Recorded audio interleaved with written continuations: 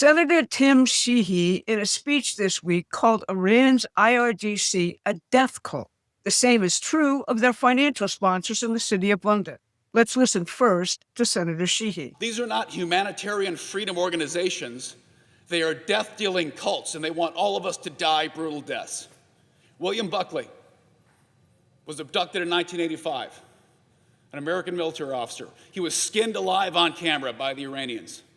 American prisoners of war who were captured. They were never called prisoners of war because they were captured by lunatic terrorists, so they were not subject to the Geneva Convention. They were captured and murdered, power drills through their brains. This is in Iraq. These are families that have dealt with this, and they've never gotten a single dime. These families have never gotten restitution, and not a single president has ever stood up to them. Love Donald Trump or hate him. Love his policies, hate ICE, love ICE, whatever. There's never been a single president who has stood up to Iran and hit back. That death cult description fits the diseased globalist culture centered in the City of London, in which the IRGC has functioned as a deployable terrorism asset for 47 years. That larger cult uses narco-terrorism and Iran's religious terrorism as a weapon of war worldwide. It's just as deadly cultural attacks on scientific and technological progress through environmentalism kill more slowly. I'm Barbara Boyd. I followed the attempt to impose a post-industrial new dark age on the United States ever since Paul Ehrlich published The Population Bomb in 1968. That was also when the drug-saturated counterculture and the New Left began their present attack on the United States. The Iranian Revolution and the end of nuclear power at 3 Mile Island, both in 1979, are chapters in the very same book. Today, I'll show you the biggest stories of the past week. They really haven't been covered elsewhere. First, we'll look at how the IRGC fits with globalism's new Dark Ages scheme. Then we'll see how President Trump's nuclear renaissance flips the entire script. I'll close by showing you the weapons Scott Bessent is using in both Iran and worldwide against what can only be called dope and terrorism, Inc. But before I start, hit that like button and share this video so that we get the maximum reach for it on YouTube.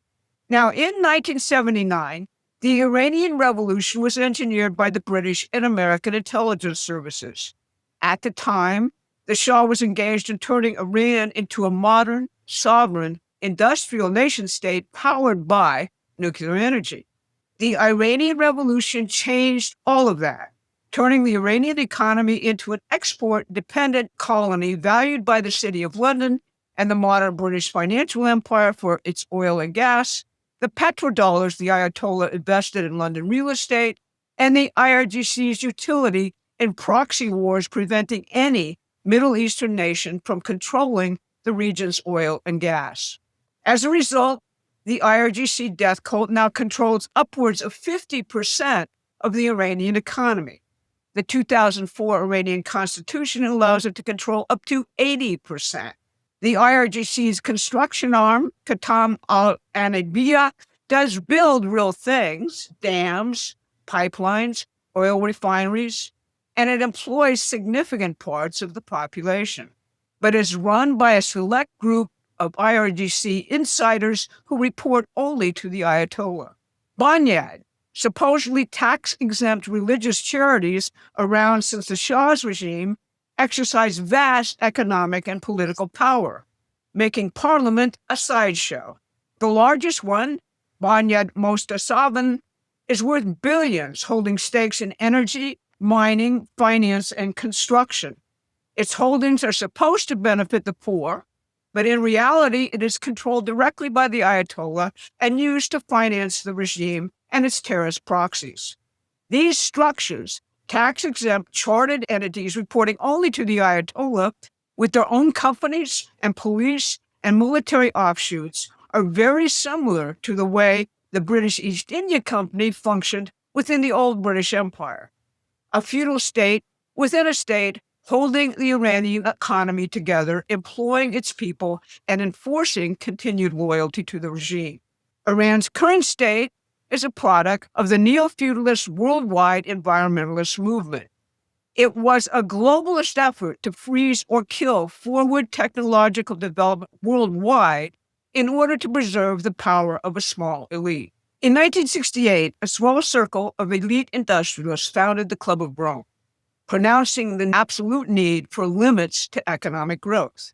By 1975, Henry Kissinger had issued National Security Memorandum 200 as the national security strategy of the United States. It said that industrial development and the population growth which followed it in the Third World and elsewhere threatened the monopoly on scarce natural energy resources and therefore threatened the United States. Population control was urgent, development was effectively stopped. There is a straight line of development from NSM 200 to Mark Carney's Global Alliance for Net Zero, which the Biden administration fully supported and implemented. It attempted to restrict credit for energy development globally to only those green energy sources capable of powering small and really impotent states. Obviously, this picture is not what the media tells you about this conflict. You can find more of this analysis by subscribing to our free newsletter at PrometheanAction.com. Now, yesterday, President Trump flipped the entire script. Here he is presenting the antidote to this poison in the Oval Office. Last year, I signed 4 historic executive orders to reignite a wave of progress in America's nuclear power production and promote this abundant, affordable, unlimited supply of energy for the American people. As part of this effort, I directed Secretary of Energy Chris Wright to establish a pilot program for advanced reactors and see at least 3 cutting-edge reactors started up safely by the 4th of July. And what we've done has been pretty much of a miracle. Most believe the goal was impossible, but I'm delighted to say that 4 companies succeeded in meeting that deadline for the greatest in the world at this subject. Here's Secretary of Energy Wright. In the last 30 or 40 years, the American nuclear industry has been quiescent. Most of the reactors built around the world have been built by Russia and China, both in their countries and abroad.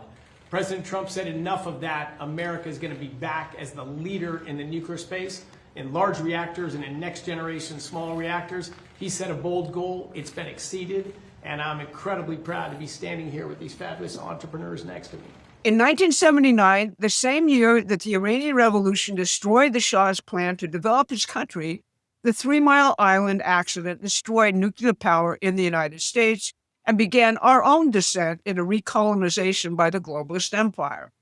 The 4 private nuclear companies who met the president's deadline have their feet firmly planted in the new economy of our future.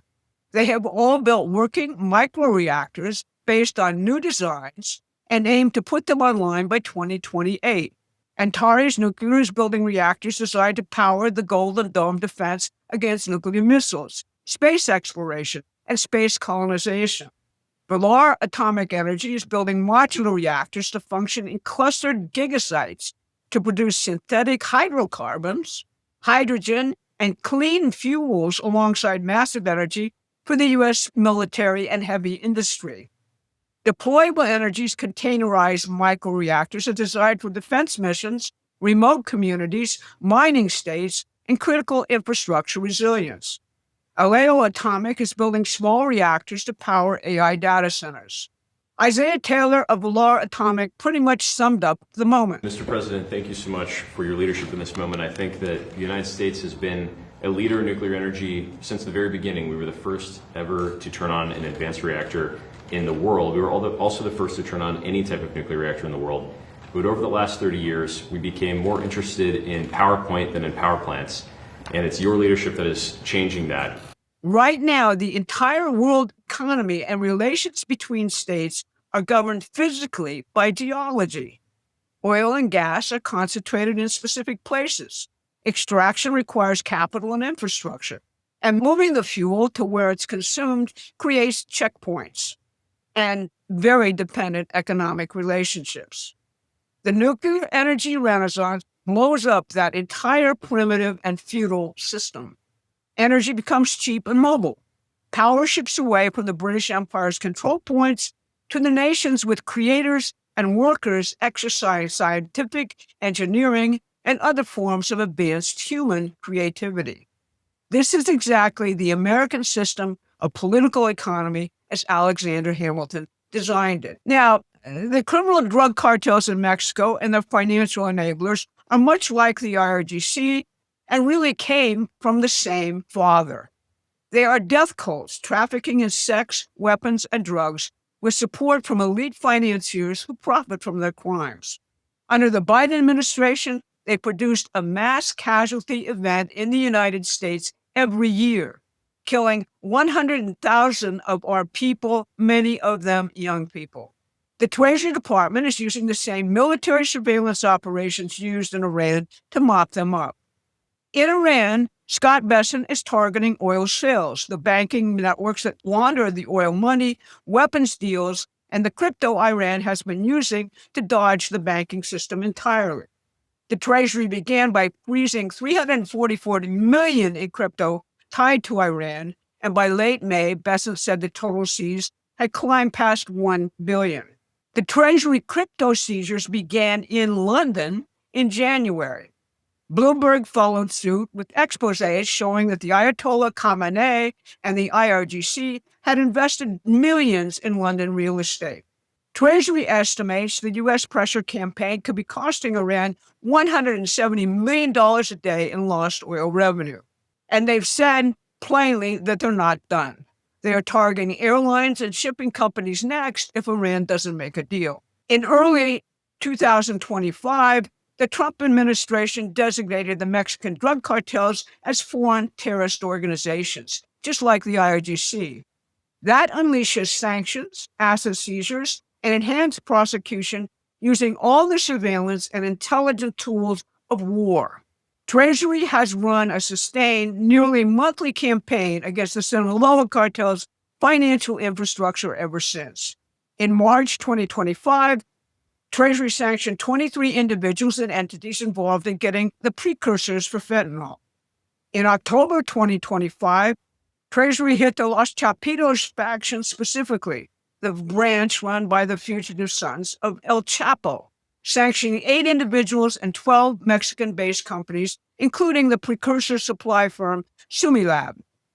The most aggressive single action came just this week.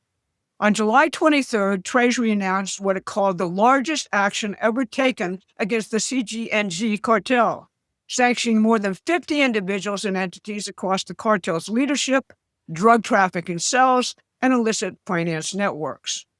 The leaders of the cartels and government officials supporting them have been arrested and indicted at the same time.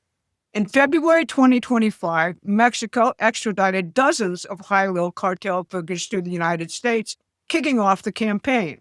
In August, Mexico extradited another 26 suspected high-ranking traffickers and 17 family members of Sinaloa cartel founder El Chapo Guzman.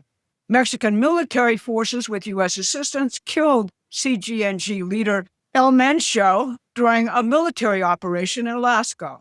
In April of this year, Southern District of New York prosecutors charged the sitting governor of Sinaloa and 9 other current and former Mexican officials with providing protection to Sinaloa cartel leaders in exchange for bribes. So you see, Donald Trump is doing everything possible to break the grip of the new dark age oligarchs on the American soul.